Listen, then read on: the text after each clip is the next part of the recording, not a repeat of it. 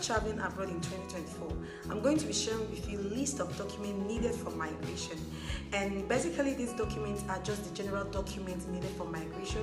So it also depends on the country you intend to migrate to. So you might want to check the country out, and I'm sure you're going to have additional requirement or even lesser requirement. It also depends on the migration route you intend to use. Hello beautiful people, and welcome back again to my YouTube channel. Thank you for tuning in. To my returning subscribers, thank you for always coming back to watch my videos. To my new subscribers, my name is Favour Freedom, and all I do here on YouTube is to share with you my knowledge on migration, education and scholarship, research opportunities, job, career development and progression, and academic writing. So if this video looks like what you might be interested in, you want to stick to the end of this video to get every detailed information that I have.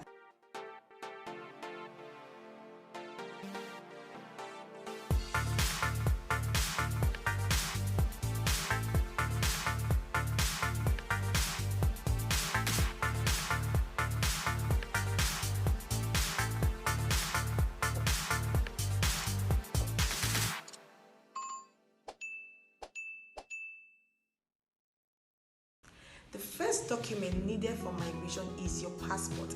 And guys, I can't really overemphasize the importance of having an international passport. I mean, this is your valid means of identification even in your own country and when you even consider traveling abroad. So it's just a document that carries your personal details like your name, your age, your nationality, your origin, and basically personal information about you. So it depends on your country. For people who are in Nigeria, the price is within 25,000 naira to 50,000 naira and to 70,000 naira, as the case may be, depending on the duration you want to get it and depending on the immigration officer you meet at a particular time. And it can also be done online. So if you wish to do it online, you can do it online. Mine, I didn't have the time to wait, so I did mine at the rate of 50,000 naira, and it was delivered to me in 3 working days. So I just paid mine today, and the next day I did biometrics, and the next day it was ready. So that's it. So the second document you need for migration is your IELTS. IELTS is International English Language Testing System. So IELTS, there are 2 types of IELTS, which is the IELTS General and IELTS Academic. So depending on the route you want to use, whether the academic route or the job route or the permanent residency route, so depends on your route. So the IELTS are in 4 sessions: the reading, the listening, the writing, and the speaking. Before IELTS test, if you want to migrate abroad, you must have a band score of 7, and you have to have 7 in all the sections. So if you pass English speaking, you pass reading, you pass writing, and then you fail listening, you will go back and take all the tests all over again and write all the sections, and you must pass all of them. But now the IELTS has introduced a system that is called the IELTS 1 skill retake. That means if you pass 3 out of the 4 and you failed 1, you can register again and go back and take only the 1 test that you failed, and then your new score will be uploaded and you get the new IELTS certificate. So that is a very good news for us. So the next document you need for migration is your police clearance. Your police clearance is basically, you just go to your police office, maybe the headquarters, and then it's just a statement that shows that you are free from any form of corruption, from any form of criminal activity. And the validity of the police clearance should be 3 months.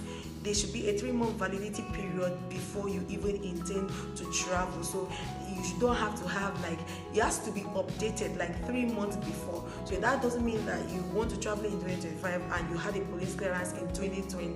So it's not valid. They want your current police clearance report to check that you are okay, you are free from any criminal activity or whatnot.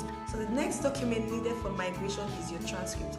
And guys, your transcript is just a document that shows the course you did while you were in school. So basically you just go to the school you finished from to apply for the transcript, and then some schools require that you send an unofficial transcript, which is a student copy, to the school directly, or some schools even require that the school where you finished from send it directly to them, either through the West evaluation system and thereabouts. So the next document you will need for migration is your driver's license. Guys, your driver's license is very, very important, especially if you're considering the job route or the permanent residency route. So you can get your driver's license in your home country, and then for people in UK, when you go over to UK within 1 year of you in the UK, you will now have to will not have to change it to the international driver's license. So you can still use your home country driver's license and still travel abroad. So the next document needed is your CV. And guys, your CV is the first impression any recruiter or employer thinks or believes about you. So if you're considering traveling through the study route, you want to use an academic CV. If you consider traveling through the job route or the PR route, you want to use a professional CV. CV is just a document that shows your qualifications, shows where you've worked, your work experience, your work history, and it also tells the recruiter, shows the recruiter how competent you are and whether you are able to handle that responsibility or that job which you're coming to do. So it's an important document. So if you don't know how to write a CV, I've made a video here. I'm going to link that video somewhere for you to go and watch on how the mistakes you need to avoid when crafting a winning CV. So guys, if you also watch the video and you're still trying to navigate how to write that CV, you want to check me out or hit me on my email. So the next document needed for migration is your professional licensing and certification. And guys, this is not applicable to everyone. It's just for people who their profession needs them to register under a professional body, like the radiographers. In the UK, if you want to move to the UK as a radiographer, you need to register under the HCPC, that is the Health and Care Professional Council. So without registering under the licensing body, you can't practice as a radiographer in the UK. So before moving abroad, you need to check whether you have a professional body that you need to register under.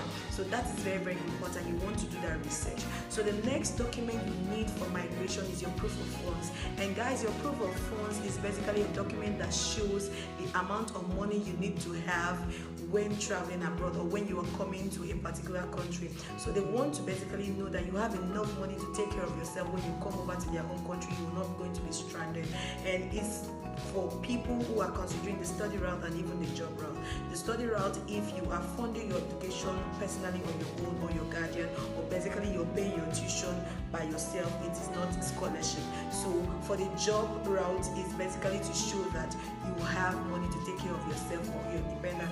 And it's not just applicable like for the PR, but if you have a visa sponsorship job, so that means your employer is responsible for you. So the next document needed for migration is your tuberculosis test. And guys, your tuberculosis test is one of the last documents you need for migration. So when you are doing your traveling plans and your traveling runs, these are the documents you need, like one of the last documents you need. So your tuberculosis test is basically a document that shows that you're free from tuberculosis.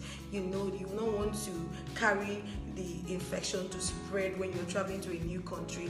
They are very, very particular about health issues and health challenges. So these documents are basically the essential document when it comes to migration. There are other additional documents that you will need for migration. It depends on your migration route, whether you are considering the PR route, whether you're considering the study route, or you are considering the academic route. So there might be an additional document, and it also depends on the country you're migrating to. So when you're making your plans, you want to hit on the country's website to check the additional requirements, whether there are any other additional requirements you need to have. So guys, thank you for watching my video to the end. If you enjoyed this video, please give this video a thumbs up and also like the video, share and comment.